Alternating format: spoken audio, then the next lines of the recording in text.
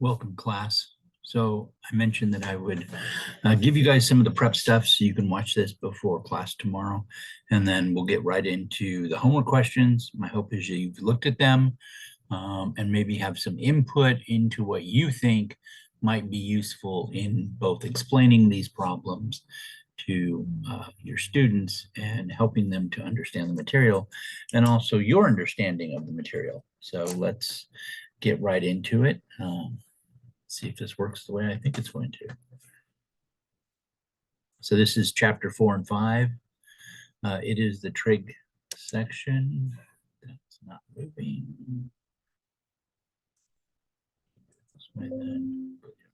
Yep, there we go. Again, these assignments are what's due. We have the NES prep that you'll be doing in class on the 19th, which is this Thursday. The homework is due the following Thursday, which there's 8 questions. You have a secondary mathematics and your religion paper. It's a short essay, and it's not just religion, but these, what do they call it?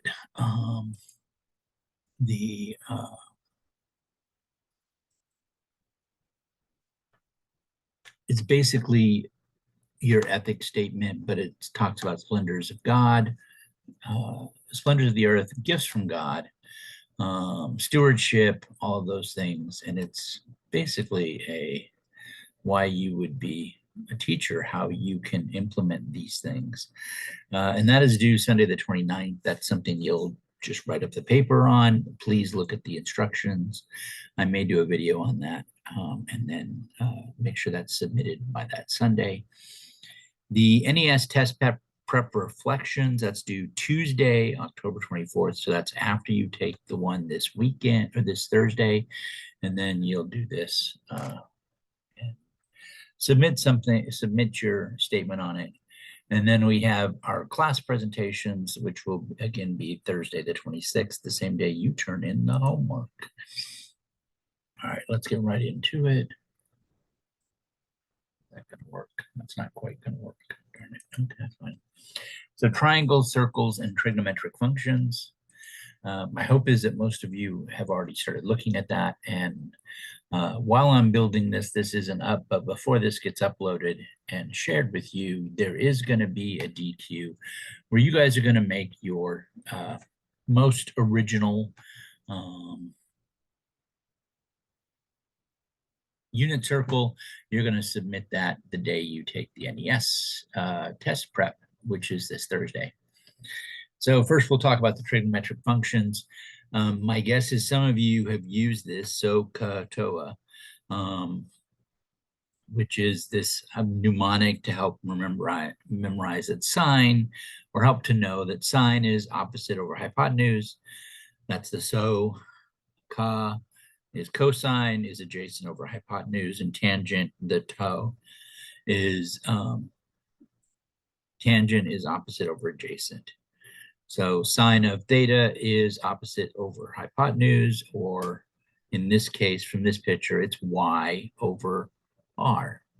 Now, I think of sine as oppositeness, and I think of cosine as adjacentness. And that always helps me to memorize or to know which one goes where. It also tells me that sine is always going to be my y value, and cosine is going to be my x value. So that's also important to know. Tangent is opposite over adjacent. So this is your y over x, which makes sense because tangent is actually the slope, and it's the slope of the hypotenuse. So it makes perfect sense that way. But it can help you know these. And you should know these. One of the other things, tangent of theta is sine of theta over cosine of theta. So sometimes with especially younger kids, so this would be more of a middle school, if you're teaching in a middle school or elementary or junior high or whatever it's called nowadays, is tangerine, Tangerine is equal to singerine over cosgerine. I've seen that used to help people know it. I think that's more of a little kid thing, but you never know. High schoolers sometimes will pick up on that, right? Also, tan of theta is the slope of the terminal side of theta, or the slope of the hypotenuse of the triangle, which I've already mentioned. So, representation of angles. So some textbooks teach right angles first. Some teach circles first. I don't know of any that teach waves first, though I don't know that you couldn't. I just don't know of any textbooks that do it. But as with any particular subject, some people connect with one representation more than others. I don't know if I've mentioned this, but I took rings before I took groups, and then I took fields. And when you're learning them, normally most textbooks work by groups, rings, and fields. So groups, and then you get more restrictions and you go to rings, and then you get more restrictions and you go to fields, which have a lot of wonderful properties. But there's nothing saying you can't learn them in a different order. In fact, sometimes it makes one particular aspect easier than another. Reciprocal trig functions. So this is cosecant, secant, cotangent. Cosecant is 1 over sine of theta. Cosecant of theta is 1 over sine of theta, or the hypotenuse over the opposite. Secant is 1 over cosine of theta, hypotenuse over adjacent, and then cotangent is adjacent over opposite instead of opposite over adjacent like tangent is. I've never used this mnemonic. Chosha Cow. I don't even know how to pronounce this. But the idea is cosecant, hypotenuse, opposite. You guys might have used this. This is just not one that's familiar to me. Secant is hypotenuse over adjacent, basically what I've just said, cotangent, adjacent over hypotenuse. I always think of them as sine is 1 over cosecant, and cosecant is 1 over sine. Secant is 1 over cosine, and cosine is 1 over secant. And then tangent is 1 over cotangent, or cotangent is 1 over tangent. Whatever you need to know these identities, these are your trig identities, right? These are considered reciprocal versions, but they're all trig identities. And there's a fun footnote in your book, and I'm sure you guys have been reading it. The ancient Hindus were the first to consider sine as a ratio of side lengths, which they called jiva, which is a shortened version of cord and a half, which kind of makes sense. And then the Arabs translated this phonetically to jab, which means curve or fold. And then, of course, finally, the Europeans of the Middle Age were, as they became aware of the Arab scholarships, and they translated jab as sinus, which is the Latin word for curve, which is where we get the word sine. So does the word sine mean something? Kind of. Again, I told you, I think of it as oppositeness, and that can help with understanding, but it's not like it has a real, it's a weird one. Now, cosine, cosecant, and cotangent, those have stronger meanings. These ones are very direct meanings. Cosine is an angle of cosine of an angle is the sine of the complementary angle. It makes sense. So if I find the cosine of this angle, then it's equal to the sine of this angle, or it's the complementary sine of the complementary angle. And remember, a complement must come to what? My hope is you know that one, just like supplement. Supplementary angles and complementary angles. You guys should know that. I'm going to use those properties, so maybe when we use them, you'll get it if you don't already know. But that may be something for you to look up. if you don't already know those. Cosecant of an angle is the secant of a complementary angle. And cotangent of an angle is the tangent of the complementary angle. So let's talk about tangent. Tangent is related to a tangent line, right? Take a line tangent to the unit circle and calculate the distance along that line from the point of tangency to the point of intersection with the x-axis. So when we say the point of tangency, we're talking about with a mouse. Come on, where is it? Oh, way over there, that's where it is. I can't even see it. Oops, okay, so this is what we're talking about right here, is our point of tangency to the point intersecting. So again, we're following a tangent line. That's a horrible line. Pretend it's straight to where it intersects the x-axis, which is right there. So that is our tangent. That was just really rough.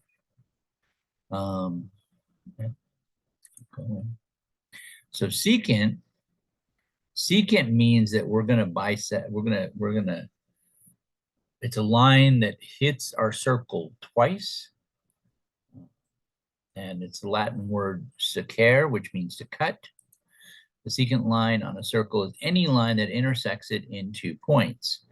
Most of the time, we don't consider this 2 points. We only focus on the one side, but it does, because if we continue it, it will hit it twice.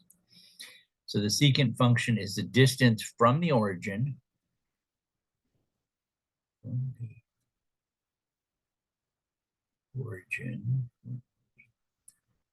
way down there. That's where we are. Okay. So from the, go back here, origin here, all right, from there, from the origin point to where the tangent line intercepts the x-axis, which would be mixed. There you go, right? Missed. Right there. So that's this line, all right? Red and red, and I stayed pretty much on there. So this is the tangent line. Where are we? Okay. So that's the tangent line. And we're basically measuring where we intersect. And if that line's extended, you could see that it does cut the unit circle. This line would cut the unit circle all the way. You'd hit it twice. It would also be the diameter. So that's also nice. So what does it mean to be periodic? When we talk about trig functions, we're very often talking about things that are periodic. That basically means it's a repeating pattern, and it repeats exactly the same shape. So something that measures the tautness of a piece of string when pulled tight is actually not periodic. If we talk about like a door stopper that you flick and it goes, that is not periodic. Even though it may seem that way for a long period of time, it's really not, because it's degrading. A spring held and done actually isn't periodic, because it's going to decay back to its resting position. Even though for a good chunk of it, it might feel periodic, it's really not. When we say periodic, we're talking about how sound travels and how energy travels, in which case those keep going forever. So they repeat exactly the same shape, exactly the same size, horizontal and vertical. And the period must be greater than 0. And that, whatever that is one complete cycle. So here's some pictures. Oh yeah, and the function is periodic if f of x plus p, so whatever that p is equal to f of x for all in x's in the domain, which basically means since it's going to repeat itself over and over again, you're just shifting it one way or the other, which we kind of know from transformations how that works. But here's an example. This is periodic. It's going to continue that way forever. This is not periodic. Starts really fast and then starts going slower and slower. Not truly periodic. Yes, it has the same height, but it doesn't have the same horizontal amounts in it. So while it will continue to do that, at some point it's going to decay off or slow down, or however you want to think about that. If we define the trigonometric functions, one starts with an angle, usually theta, and finishes with some sort of information about the corresponding point on the unit circle. That's kind of how these work. To obtain the inverse trigonometric functions, we reverse this procedure. We start with some information about the point on the unit circle, and we finish with an angle that corresponds to that point. So here's an example. If we were given cosine of theta is equal to 1/2, and we were asked to find theta, and here I'm using radians, I would need to say, okay, what would I want to do? Well, I could take the idea of arc cosine, or the cosine inverse, if cosine was truly a invertible function, and I could say something about it. The other thing I could do is say, okay, well, where is cosine of theta equal to 1/2? Well, technically, it's equal to 1/2 a lot of places. Pi third, 5 pi third, and then as I keep going around, right? So that would mean at 7 pi thirds, at let me see, 7 pi thirds would be 2 pi and 1 pi third. Yep, yeah, so 7 pi thirds. I could go, so 11 pi thirds. Basically, as I keep moving around the unit circle, those particular points that it happens at more and more, right? As many times as I want to go around. And then I could get negative versions by going the other way around. So it's often, this is one of the reasons why you can see that it's really not an invertible function. And that's going from unit circle knowledge. If I didn't have unit circle knowledge, I could look here and say, okay, where is this? And divvy that up. And where is this one? And divvy those up. If you're using a calculator, of course, you're going to use arc cosine, arc cosine, or cosine inverse, and you would do that of the 1/2, because arc cosine of cosine gets, those two filter each other off, they undo each other, so we're left with theta is equal to arc cosine of 1/2, or cosine inverse of 1/2.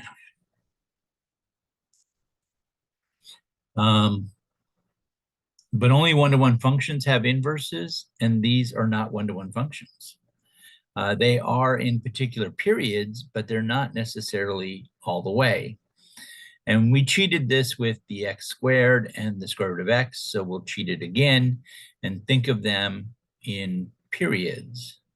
So we often think of them as this period from 0 to 2 pi, and that's what we normally think of. And that will work for us. With the tangents and the cotangents, we usually think of them as negative pi half to pi half, which is, or from 0 to pi, which is half of a regular period. But we can tell a lot with that. So let's keep going. If we invert sine, so we have a restriction on our domain, And normally we restrict it from one of the restricted domains. The sine function is 1-to-1 and has an inverse is from negative pi halves to pi halves. And then this is, so this is our normal sine function, and this is our inverted sine function or inverse sine function, arc sine or sine inverse. They're the same thing. Sine inverse is the angle whose sine is x. So here we're getting out an x and a y, right? We put in our x, which is our angle, and we get out the x value, kind of, you can kind of think of it that way, or the height. You get out a y. You plug in a pi or an angle and get out a y. Over here, you plug in that y value and get out a angle. That was rough to say. Sine is our y value. So that's one of the reasons when we think of it, it's a y value. But in this case, that y value becomes our x that we plug in our inverse sine. So if I plugged in negative pi halves and I got out, if I got out,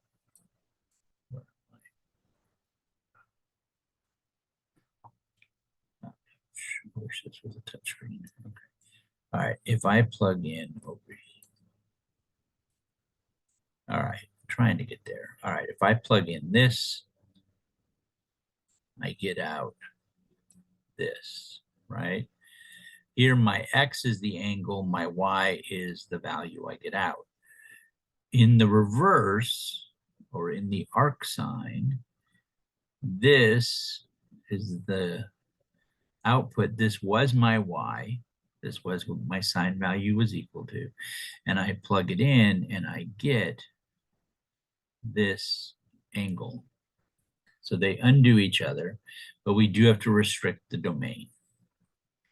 And this works true for sine. For cosine, we restrict the domain from 0 to pi, and we get out from negative 1 to 1. Just like over here, we restricted from negative pi halves to pi halves, and we get out from negative 1 to 1. Same thing applies, but the restriction is just a little different on our x value. So here we're restricting 0 to pi, and we get out from negative 1 to 1. And again, cosine inverse here is the same as arc sine right here. These are the same thing. There's different ways of writing it. Mathematically, when we're working them by hand, we tend to use this one. And when we're using a calculator, we tend to use the bottom one. Inverting tangent. Tangent is already going from negative pi to, or negative pi halves to pi halves. And those are asymptotes for it. So those are values we can't get to. And so when that restriction on our domain gives us this slightly different restriction. It gives us the restriction, still the restriction from negative 1 to 1, but you don't actually see the asymptotes there, but they're there in the inverse tan function. Remember that inverses are different than reciprocals. Don't get confused thinking, well, tangent of x, so the inverse of tangent of x is cotangent. That's not right. That's the reciprocal. They're very different things, which we've already explored. So I'm pretty sure you guys are okay with that. There's a list, summary of the inverse functions. These are just the inverse functions. If x is positive, the angle is in quadrant 1. If x is negative, the quadrant depends on which inverse trig function we're looking for. And then you can see the results, and they tell you in different places of the quadrant too, of the unit circle, quadrants of the unit circle. So they're always interesting. Again, you guys can write these down, practice with them, etc. Laws of sines and cosine. You know, there's law of sines, law of cosines. Oblique triangles are anything but right triangles. Well, no, oblique triangles, anything but a right triangle, you can't use Pythagorean theorem on. Pythagorean theorem works on the right triangles, but it doesn't work on anything else. There is an opposite side, but technically there's no hypotenuse. So there isn't an adjacent either. I want to be clear, when we say hypotenuse, we are specifically talking that that is a right triangle. So if you're told the hypotenuse of something is this, that means there was a right triangle created. And there's a couple of techniques. Data required to solve these oblique triangles, you need one side and two angles are known. So this could be side angle angle or angle side angle. That's case one. Two sides are one angle not included between the two sides. These are known as side side angle. This case can lead to zeros, one or two triangles, and this is an ambiguous case. So you want to avoid using that. It's not as useful. I'm not saying you can't use it. I'm just saying it's not as useful because it doesn't give a clear result all the time. Case three, two sides and the angle included between the two sides are known. This is side angle side. And the three sides are known is side, side, side. I should also mention that angle, angle, angle doesn't give a unique solution. And this is the idea that I can make a triangle here.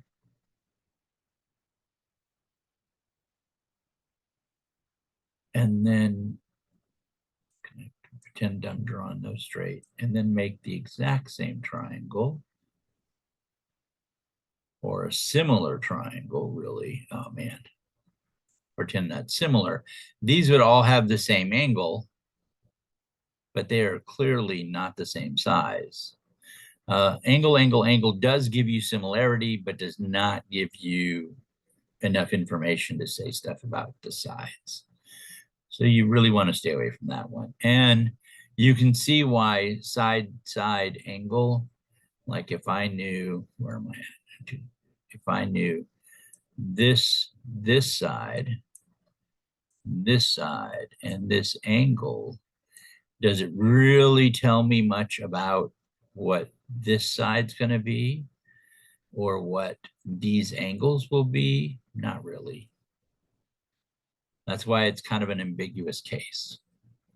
I'm not saying it can't be useful sometimes, just that it's usually not. So this, we're going to use law of cosine. So law of cosines is any, and I'm starting with the one that's more challenging. In any triangle ABC with sides A, B, C. So the capital A is, and B and C are the angles of the triangle, and the lowercase a, B, C are the sides of the triangle. We know that the following hold true. A squared equals B squared plus C squared minus 2BC cosine of A. And then it's just scaled. So same formula depending upon what your leading values were. The square of a side in any triangle is equal to the sum of the squares of the other two sides minus twice the product of those two sides and the cosine of the angle between them. The angle always matches the side on the left of the equation. Only two sides appear on the right of the equation. So the sides that appear are B and C on the first one, and minus 2BC, right? If the angle is 90, this actually comes out to be the Pythagorean theorem, because what's cosine of a right angle or of the hypotenuse, right? If we were to look at, maybe look at this one here, right, like you guys think of, this is C becomes the hypotenuse. So this is cosine of a right angle, which would be cosine 90 degrees. Well, cosine's the x value at that particular point, and the x value is going to be, this is going to go to 0. So you end up with a squared plus b squared equals c squared. So it does work. You use this for side angle side and side side side. These are the predominant ways we use this one. And let's do a proof of it, because why not? So we have our triangle ABC, and we're going to say c squared. Again, there's no right angles until we drop the height down. And we have a squared plus b squared minus 2ab cosine of gamma. Here I'm using the sides to be capital letters, and I'm using gamma to be the angle of C. So this proof goes something like this, and I'm going to actually do this as a proof. Luckily, I typed this in. So the left triangle, we can say that cosine of gamma is equal to the adjacent over the A. That would be my hypotenuse. Again, I'm making a right triangle. So the adjacent side is equal to, so cosine of gamma is equal to the adjacent side over the A. Well, then I can solve that for adjacent. That would be adjacent is equal to A cosine of gamma. So I have that piece. And then the still left-hand side. So then because it's now a right triangle, I can say, well,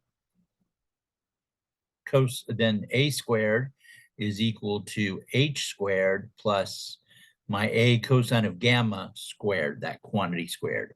And because the piece here that I really don't know, it's a height, and that's okay. I'm going to go ahead and just set this equal to h, just because then I can use that property. So h is equal to a squared minus the quantity of a times cosine of gamma squared. Now, you may wonder why I'm doing this. And one of the big things here is if I know the h's have to be the same, the h on the left triangle and the h on the right triangle have to be equal to each other. So I'm just going to set it equal to h and then set the two sides equal to each other. So let's figure out the right side now. So just using what I have, the right side is c squared is equal to h squared plus B, the whole quantity of b minus a cosine of gamma squared. So that whole piece. Again, I'm going to go ahead and replace the h squared now with what I already had. So that is me replacing this here with all of this. So there's that, there's that piece, all of this, plus this is right here, okay? And we'll clean it up, right? Because we can. So we're gonna get some results here. And if we do that, we end up with a squared minus a squared times cosine squared of gamma plus b squared minus 2ab cosine of gamma plus a squared times cosine squared of gamma squared. And we can see that these two, this piece here undoes this piece here. If I add a negative version of it, they go to 0. And I'm left with c squared is equal to a squared plus b squared minus 2ab cosine of gamma. And there we are, done. All right, so now let's go on to the law of sines. 3 ratios of the length of three ratios of the length of the side to the sine of the angle opposite it are all equal to 2 radii. Okay. So r is the radius of the circle that circumscribes the triangle. Now we're circumscribing this triangle and we're saying radius, we don't even, the origin does not have to be on our line, on any of our lines in this, for this to work. In fact, if it was on the line, we would have a right triangle and this would no longer be applicable. We would just use Pythagoras' theorem. So we can use angle, side angle, angle, and side angle. I mentioned side angle is a little ambiguous and may not be as helpful though. And these are all ones that we would use this for. Here we have capital A is opposite sine of alpha. Capital B is opposite sine of beta, and capital C is opposite sine of gamma. And we often write them like this when we think of them as ratios, just ignoring the other piece. The three ratios of the sine of an angle to the length of the side opposite it are all equal. And we got that from this other side, right? We got this from this. We're just applying it in a little bit different manner to put them together. Remember, the three angles add to 180 in Euclidean space.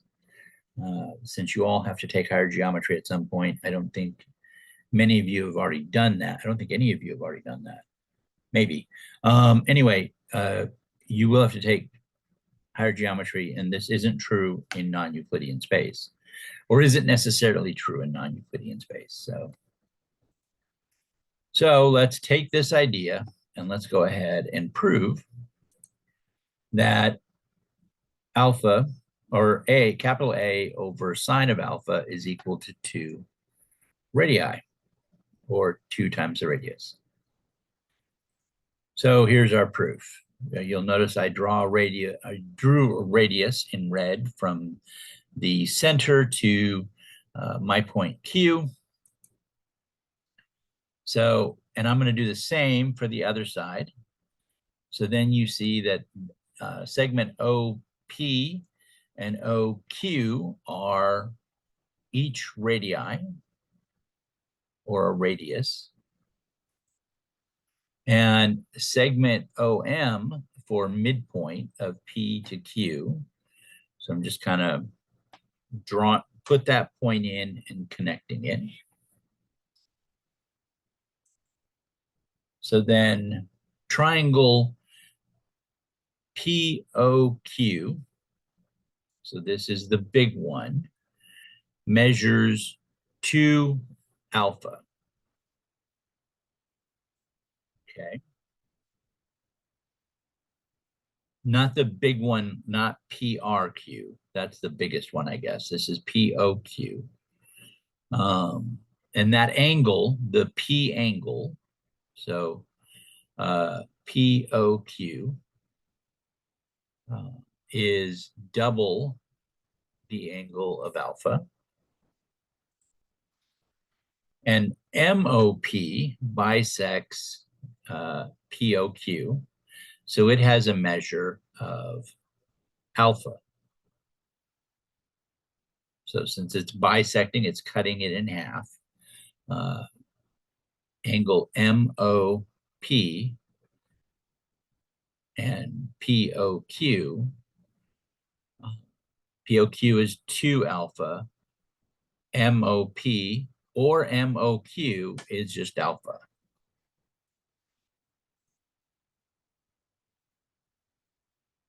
So P of M has length of A half. By design, it was a midpoint. And technically M to Q would also have that same measurement. O to P has a length of R. So we're basically saying that we have the radius there. So the triangle MOP is a right triangle. So sine of alpha is equal to the radius, or is equal to the adjacent. Let's see, sine is the opposite over the adjacent. So half of over r, or a over 2r, right? So a half over r, which simplifies to be a over 2r. So sine of alpha is equal to a over 2r.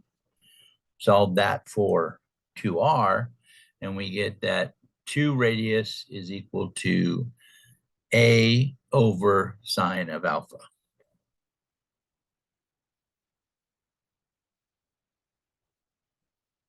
which does prove what we wanted to. And it proves the law of sines.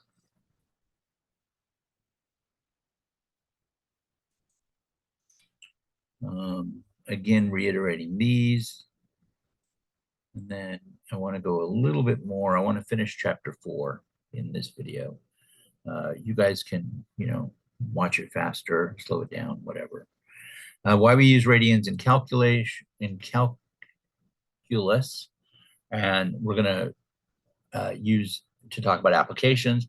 So the long short answer, we have 360 degrees in a circle because the Babylonian number system was base 60. The Babylonian system came from the Sumerian system.